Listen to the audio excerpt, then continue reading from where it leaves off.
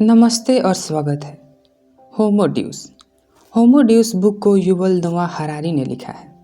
ये book humanity के future को एक्सप्लोर करती है, जहां इंसान अपनी एवोल्यूशन को कंट्रोल करने की कोशिश करेगा।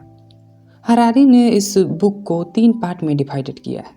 पहले पार्ट में बताते हैं कि कैसे ह्यूमंस ने अपनी इंटेलिजेंस और कोलैबोरेशन के जरिए नेचर और बाकी स्पीसीज पर कंट्रोल हासिल किया।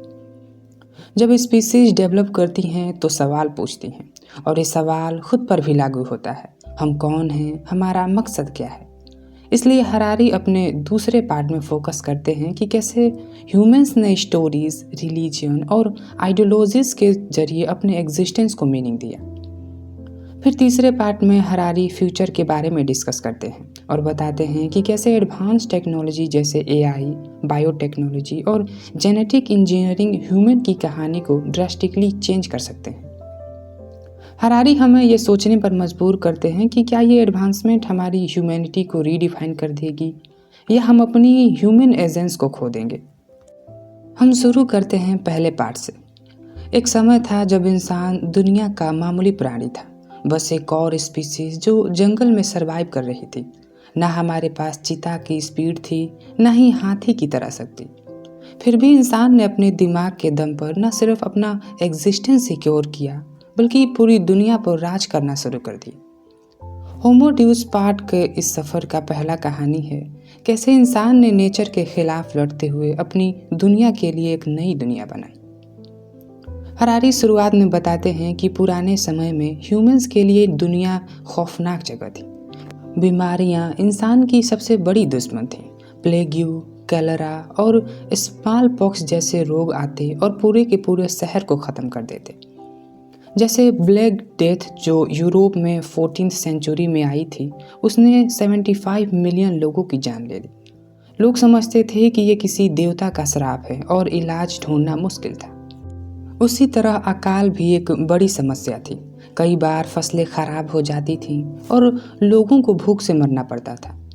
हरारी कहते हैं कि ये सब इंसानी कंट्रोल के बाहर था, और अगर ये सब काफ़ी नहीं होता तो युद्ध एक और बड़ी प्रॉब्लम थी, जो रिसोर्सेज और पावर के लिए लड़ा जाता था।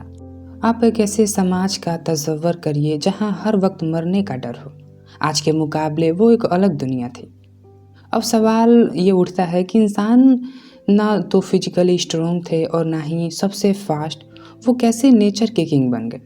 हरारी इस सवाल का जवाब देते हैं, ह्यूमन की सबसे बड़ी ताकत उनका दिमाग और मिलकर काम करने की क्षमता थी। ह्यूमंस ने एक यूनिक स्किल डेवलप की जो किसी और प्राणी के पास नहीं थी, इमेजिनेशन। सोचिए, इंसान ने कहानी बनानी सीखी। कहानी यानी एक स्टोरी जो फैक्ट से परे थी। ये कहानियाँ उन्होंने आसपास के लोगों के साथ शेयर की। एक चीता सिर्फ अपने शिकार के पीछे दौड़ता है, लेकिन इंसान अपने दोस्तों के साथ मिलकर शिकार के लिए स्ट्रेटेजी बनाते हैं और फ्यूचर के बारे में प्लान करते हैं। यही प्लानिंग और कोलैबोरेशन ने ह्यूमंस को बाकी स्पीसीज से ऊपर ला दिया। जैसे जैसे इंसान का दिमाग इवॉल्व होता गया, उन्होंने साइंस और टेक्नोलॉजी की मदद से अपनी दुनिया बदलना शुरू कर दी। हरारी कहते हैं कि इंडस्ट्रियल रेवोल्यूशन एक टर्निंग पॉइंट था। मशीन का आना और ह्यूमन का उन्हें अपने सर्वाइवल के लिए इस्तेमाल करना एक बड़ी लीप थी। एग्रीकल्चर ने नया टूल्स लाए जिसने फूड प्रोडक्शंस को बढ़ाया और अकाल को लगभग ख़त्म कर दिया। फिर मेडिकल साइंस आई, डॉक्टर्स ने बीमारियों का इलाज ढूंढा और वैक्सीन्स ने बीमारियों को फैलने से रोक दिया। एग्जाम्पल के लिए स्मॉल पॉक्स एक समय ह्यूमैनिटी के लिए मौत का दूसरा नाम था, लेकिन साइंस ने उसे ख़त्म कर दिया। हरारी कहते हैं कि साइंस ने ह्यूमन को नेचर के ऊपर एक मैन मेड वर्ल्ड क्रिएट करने की शक्ति दी। हरारी का आर्गुमेंट है कि ह्यूमन की सबसे बड़ी लिमिटेशन थी उनकी मृत्यु देवता यानी मोर्टेलिटी। हर कोई जानता था कि एक दिन उसे मरना है, लेकिन अब इंसान डेथ और डिजीज़ को अपने कंट्रोल में लेने की कोशिश कर रहे हैं। जेनेटिक इंजीनियरिंग और एआई जैसे टूल्स इंसान को नेचर की लिमिट पर ले जाने के लिए तैयार कर रहे हैं। एक वक्त था जब लोग देवताओं से अमृत्यु मांगते थे, और आज ह्यूमंस टेक्नोलॉजी के जरिए अपने आप को इमॉर्टल बनाने की सोच रहे हैं। हरारी कहते हैं कि ह्यूमन का एवोल्यूशन ऑफ सर्वाइवल से बढ़कर इनहेंस पर फोकस कर रहा है। जब इंसान ने डिजीज़ और अकाल जैसे प्रॉब्लम को लार्जली सॉल्व कर दिया, उन्होंने नए सपने देखने शुरू किए। अब वो सिर्फ सर्वाइवल करने की नहीं बल्कि गॉड लाइक बनने की सोच रहे हैं। हरारी एक एग्जाम्पल देते हैं, हैप्पीनेस और इमोर्टैलिटी जैसे गोल्स अब ह्यूमन के लिए नए चैलेंजेस हैं। ह्यूमन अपनी फिजिकल और मेंटल लिमिट को तोड़कर एक नई रियलिटी क्रिएट करना चाहता है। ये कहानी इस बात पर ख़त्म होती है कि ह्यूमन का नेक्स्ट स्टेप क्या होगा। क्या वो अपने नए गोल्स को अचीव कर पाएंगे या टेक्नोलॉजी इनको ऊपर राज करेगी। पहले पार्ट का कोर मैसेज ये था कि इंसान ने अपने इंटेलिजेंस और इमेजिनेशंस के इस्तेमाल करते हुए दुनिया पर राज करना शुरू कर दिया। सर्वाइवल के बेसिक स्ट्रगल को पीछे छोड़कर अब ह्यूमंस फोकस नए एम्बिशंस गोल पर कर रहे हैं, इमोर्टैलिटी और यूनिवर्सल हैप्पीनेस। लेकिन इस सफ़र में इंसान को अपनी लिमिट्स और चैलेंजेस के बारे में समझना होगा, क्योंकि फ्यूचर अनप्रिडिक्टेबल है। अब हम आगे बढ़ते हैं, आते हैं पार्ट 2 पे, Homo sapiens give meaning to the world. अगर हम आज के ज़माने में देखें तो हर किसी के जहन में एक सवाल है, हम ये सब क्यों कर रहे हैं, हमारी ज़िंदगी का मकसद क्या है। हरारी ये बात शुरू में बहुत गहराई से समझाते हैं।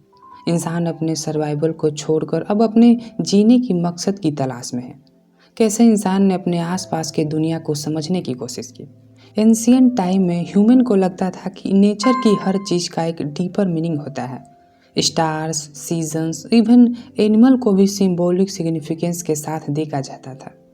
मगर टाइम के साथ इंसान ने अपनी ज़िंदगी को एक लार्जर स्टोरी का हिस्सा समझना शुरू किया। हर इंसान को अपने एग्जिस्टेंस का एक रीजन चाहिए था, इसलिए हमने अलग अलग रिलीजियस और फिलोसॉफिकल सिस्टम बनाए। हरारी कहते हैं कि रिलीजन ने इंसान को एक फ्रेमवर्क दिया जिसमें वो अपनी लाइफ का मकसद समझते थे। जैसे जैसे सामाजिक और विचारधाराएं इवॉल्व हुई, इंसान ने अपनी काम और ज़िंदगी को मीनिंगफुल फ्रेमवर्क में फिट करना शुरू किया। हरारी ये कहना चाहते हैं कि ह्यूमन की सबसे बड़ी खासियत उनके बिलीफ सिस्टम था। पहले ये बिलीफ सिस्टम रिलीजन के रूप में था, जैसे हिंदू, क्रिश्चियन, इस्लाम, जुडाइज्म। इन धर्मों ने इंसान को एक पर्पस दिया, गॉड की सेवा या दुनिया का बेहतर बनाना। लेकिन कुछ टाइम बाद साइंस और रेशनल थिंकिंग का राइज हुआ और ये बिलीफ सिस्टम क्वेश्चन के अंडर आ गए। हरारी कहते हैं कि इनलाइटमेंट पीरियड जो 18th सेंचुरी में आया था, इसके बाद इंसान का फोकस साइंस और रीज़न पर शिफ्ट हो गया। इंसान ने सोचा अगर हम यूनिवर्स को समझ सकें तो हम अपने लाइफ को बेहतर बना सकते हैं। आज भी साइंस वर्ल्ड वाइड में ह्यूमन बिहेवियर और डिसीजंस को डीपली इम्पैक्ट करता है। ह्यूमंस की सबसे बड़ी ताकत उनका इमेजिनेशन था और हरारी इस पॉइंट पर बड़ी गहराई से बात करते हैं। अगर हम सोच सकें तो हम अपने गोल को अचीव करने के लिए नए तरीके बना सकते हैं। इमेजिनेशन ने ह्यूमन को एक अलग लेवल पर ले जाने का मकसद दी। इंसान ने अपनी सोच को ऐसे फ्रेमवर्क में ढाला जिसमें वो एक मीनिंगफुल वर्ल्ड देख सके।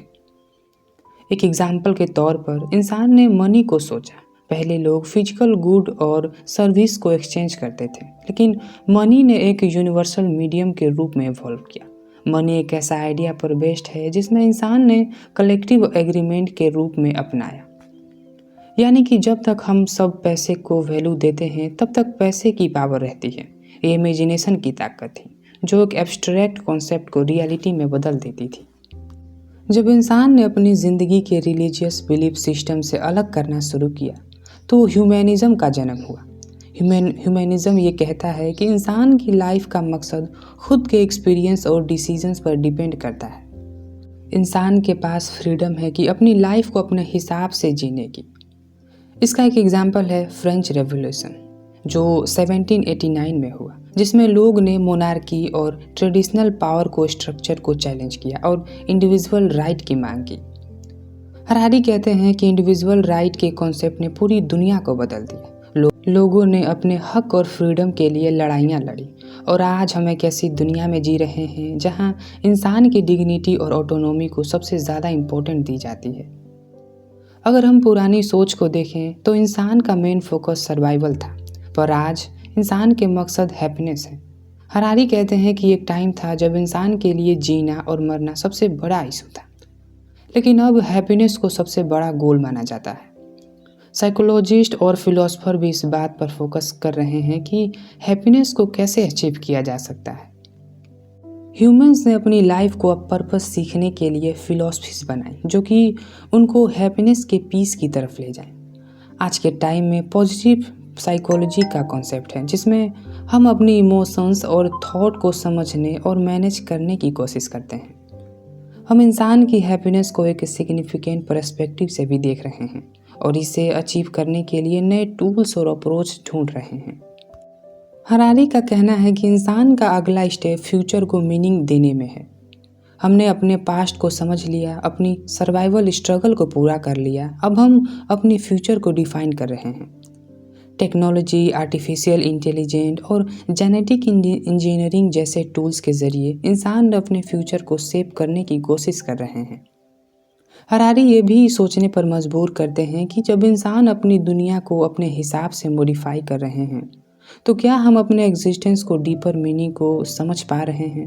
अगर इंसान अपने एवोल्यूशन को कंट्रोल करने की कोशिश करेगा तो क्या वो अपनी ह्यूमैनिटी को लूज कर देगा। पार्ट 2 का कोर मैसेज है, होमो सेपियंस ने अपनी ज़िंदगी को एक मीनिंगफुल फ्रेमवर्क में ढालने की कोशिश की जिसमें रिलीजन, फिलॉसफी और साइंस का रोल था। इस जर्नी में इंसान ने अपने गोल्स को सिर्फ सर्वाइवल से आगे बढ़ाकर हैप्पीनेस और इंडिविजुअल फ्रीडम में एक्सटेंड किया। लेकिन अब सवाल ये है कि क्या हम अपने फ्यूचर को अपने हिसाब से डिफाइन कर पाएंगे और क्या हम अपनी ह्यूमैनिटी को मेंटेन कर पाएंगे जबकि हम अपने इवोल्यूशन को मॉडिफाई कर रहे हैं। अब हम आगे बढ़ते हैं, आते हैं पार्ट 3 पे, the Homo Deus era, the future of humanity. Homo Deus का गॉड लाइक ह्यूमन।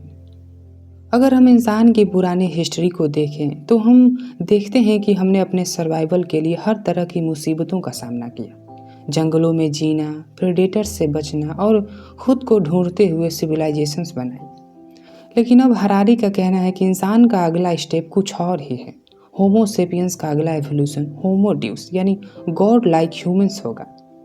इंसान की अल्टीमेट एम्बिशन अब इमोर्टैलिटी और सुपर ह्यूमन एबिलिटी की तरफ अचीव करना है। आज के टाइम में बायोटेक्नोलॉजी, जेनेटिक इंजीनियरिंग और आर्टिफिशियल इंटेलिजेंस की मदद से हम अपने एवोल्यूशन को कंट्रोल करने की कोशिश कर रहे हैं। हम चाहते हैं कि हम अपने फिजिकल लिमिटेशन को पार करें, अपनी डिजीज़ को इरेडिकेट करें और अपनी ज़िंदगी को लंबे समय तक एक्सटेंड कर सकें। हरारी का कहना है कि इंसान का सबसे बड़ा चैलेंज आर्टिफिशियल इंटेलिजेंस होगा। अगर हम एआई को समझने की कोशिश करें तो क्या एक ऐसी टेक्नोलॉजी है जो ह्यूमन कॉग्निशन और डिसीजन मेकिंग को रेप्लिकेट कर सकती है। आज एआई हर फील्ड में अपना प्रभाव डाल रही है, मेडिसिन, एजुकेशन, फाइनेंस और इंटरटेनमेंट तक। लेकिन ये एआई का पावर इंसान के कंट्रोल से भी बाहर जा सकता है। हरारी ये भी सोचने पर मजबूर करते हैं कि जब मशीन्स ह्यूमन इंटेलिजेंस से भी ज़्यादा स्मार्ट हो जाएंगी तो क्या इंसान अपने फ्यूचर को कंट्रोल कर पाएंगे। क्या एआई को बनाने वाले लोग अपने क्रिएशन के कॉन्सिक्वेंसेस को समझ पाएंगे, और सबसे बड़ी बात, क्या एआई को अपने ऑटोनॉमी मिलेगी। हरारी ने एक नया कॉन्सेप्ट को इंट्रोड्यूस किया, डेटिज्म। ये एक ऐसी फिलॉसफी है जो डेटा और इन्फॉर्मेशंस के सबसे ज़्यादा इम्पोर्टेंट देती है। आज हम जो भी काम करते हैं वो सब डेटा और एल्गोरिथम पर बेस्ड है। हम अपनी लाइफ में डेटा को कलेक्ट करते हैं और इस डेटा को प्रोसेस करके बेटर डिसीजंस लेते हैं। हरारी का कहना है कि डेटिज्म अगला चलकर एक न्यू रिलीजन बन सकता है जिसमें ह्यूमंस अपने डिसीजंस को डेटा के पैरामीटर के हिसाब से लेने लगेंगे और ह्यूमन इमोशंस और एक्सपीरियंस को सेकेंडरी माना जाएगा। इस नए अप्रोच ने इंसान के लाइफ का मीनिंग भी चेंज कर सकता है। हम सिर्फ एफिशिएंट और ऑब्जेक्टिव डिसीजंस लेने की तरफ जाएंगे, न कि सब्जेक्टिव एक्सपीरियंस और इमोशन की तरफ। होमो सेपियंस का एवोल्यूशन और उसके बाद का फ्यूचर, हरारी कहते हैं कि एक नए फेज की तरफ ले जा सकता है। अगर इंसान अपने बॉडी को मॉडिफाई करता है और आर्टिफिशियल इन्हेंसमेंट, जेनेटिक इंजीनियरिंग और नैनो टेक्नोलॉजी को अपनाता है तो वो अपने बायोलॉजिकल नेचर को बदल देगा। हरारी का कहना है कि होमो सेपियंस का एवोल्यूशन एक ऐसे स्पीसीज की तरफ होगा जिसमें हम साइबोर्ग, ट्रांस ह्यूमन बीइंग या फिर पोस्ट ह्यूमन एंटिटी के रूप में इवॉल्व हो सकते हैं। इस फ्यूचर में ह्यूमन अपने बायोलॉजिकल लिमिटेशन को इग्नोर करेंगे और अपने जेनेटिक स्ट्रक्चर को मॉडिफाई करेंगे तब तक कि वो सुपर ह्यूमन एबिलिटीज़ जैसे इंटेलिजेंस, स्ट्रेंथ और लॉन्गेविटी को अचीव कर सके। लेकिन इस एवोल्यूशन का एक मोरल डायलेमा भी है। अगर सिर्फ कुछ लोग इस टेक्नोलॉजी का यूज़ कर पाएंगे तो क्या होगा कि उन लोगों को जो इस टेक्नोलॉजी से दूर रहेंगे। जैसे जैसे इंसान अपनी बायोटेक्नोलॉजिकल एबिलिटी को इन्हेंस करता जा रहा है, इथिक्स का इशू भी उभर कर आता है। हरारी कहते हैं कि जब हम अपने लाइफ को मैनिपुलेट करने की कोशिश करेंगे तो क्या हम अपने कंट्रोल के अंडर रह पाएंगे। अगर हम अपने जीन्स को मॉडिफाई करेंगे, क्या हम इंसानियत को प्रिजर्व कर पाएंगे। ये सब इथिकल क्वेश्चन हैं जो फ्यूचर को शेप करेंगे। अगर इंसान अपने एवोल्यूशन को कंट्रोल करता है तो क्या वो अपने मोरल रिस्पॉन्सिबिलिटी को समझ पाएगा। और सबसे बड़ी बात, पावर का बैलेंस कैसे मेंटेन होगा। हरारी का कहना है कि जो लोग टेक्नोलॉजी को कंट्रोल करते हैं उनके पास इनॉर्मस पावर होगी और ये पावर एब्यूज़ हो सकता है। जब इंसान अपनी इमोर्टैलिटी और सुपर ह्यूमन एबिलिटी को अचीव कर लेता है तो क्या इंसान अपनी ट्रू एसेंस को खो देगा। हरारी का कहना है कि जब इंसान अपने बायोलॉजिकल नेचर को कम्प्लीटली मॉडिफाई करने की कोशिश करेगा तो क्या वो अपनी ह्यूमैनिटी को लूज़ कर देगा। होमो ड्यूस का कॉन्सेप्ट एक एग्जिस्टेंशियल क्राइसिस भी लाता है। अगर इंसान अपने फिजिकल और मेंटल कैपेबिलिटीज़ को इन्हेंस कर लेता है तो क्या लाइफ का मीनिंग स्टिल रेलेवेंट रहेगा। इंसान ने अपनी सर्वाइवल को सिक्योर कर लिया है, अब क्या वो अपने हैप्पीनेस को, पर्पस को समझने में कैपेबल रहेगा। हरारी कहते हैं कि ये सवाल इंसान को फ्यूचर में ज़रूरी फेस करना पड़ेगा। पार्ट 3 का कोर मैसेज है, होमो सेपियंस का फ्यूचर कुछ इस तरह का दिखाई दे रहा है जहां इंसान अपनी एवोल्यूशन को कंट्रोल करने के लिए बायोटेक्नोलॉजी, एआई और जेनेटिक इंजीनियरिंग का यूज करेगा। पार्ट 3 का कोर मैसेज है, होमो सेपियंस का फ्यूचर कुछ इस तरह का दिखाई दे रहा जहां इंसान अपनी एवोल्यूशन को कंट्रोल करने के लिए बायोटेक्नोलॉजी, एआई और जेनेटिक इंजीनियरिंग का यूज करेगा। लेकिन ये चेंजेस इंसान के नए एथिकल डायलेमास और एग्जिस्टेंशियल क्वेश्चन का सामना करने को मजबूर करेंगे। होमो ड्यूस यानी एक सुपर ह्यूमन स्पीसीज का एवोल्यूशन इंसान की ह्यूमैनिटी को रीडिफाइन कर देगा और ये फ्यूचर में हर इंसान के लिए एक मोरल चैलेंजेस हो सकता है। अब हम कंक्लूजन पे आते हैं। होमो ड्यूस में युवल नोआ हरारी ने हमारे फ्यूचर को एक्सप्लोर किया है जहां हम सर्वाइवल के बेसिक इंस्टिंक्ट से आगे बढ़कर टेक्नोलॉजी, बायोटेक्नोलॉजी और आर्टिफिशियल इंटेलिजेंस का यूज़ करके गॉड लाइक पावर हासिल करने की तरफ जा रहे हैं। ये बुक दिखाती है कि कैसे हम होमो सेपियन से होमो ड्यूस की तरफ इवॉल्व करेंगे, जहां हम लाइफ को रीडिफाइन करेंगे, डेथ को कन्क्योर करेंगे और अपने बायोलॉजी को मॉडिफाई करेंगे। लेकिन इस ट्रांसफॉर्मेशंस के साथ एथिकल डायलेमास और एग्जिस्टेंशियल क्वेश्चन भी उठते हैं। हरारी हमें ये सोचने पर मजबूर करते हैं कि इमोर्टैलिटी और सुपर ह्यूमन एबिलिटीज़ के पीछे क्या हम अपनी ह्यूमैनिटी को खो देंगे। ये फ्यूचर एक मोरल चैलेंज होगा और हमें अपने प्रोग्रेस को मोरल रिस्पॉन्सिबिलिटी और ह्यूमैनिटी के साथ बैलेंस करना होगा।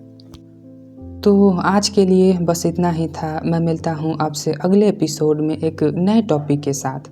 तब तक के लिए धन्यवाद। मेरा नाम है आकाश कुमार।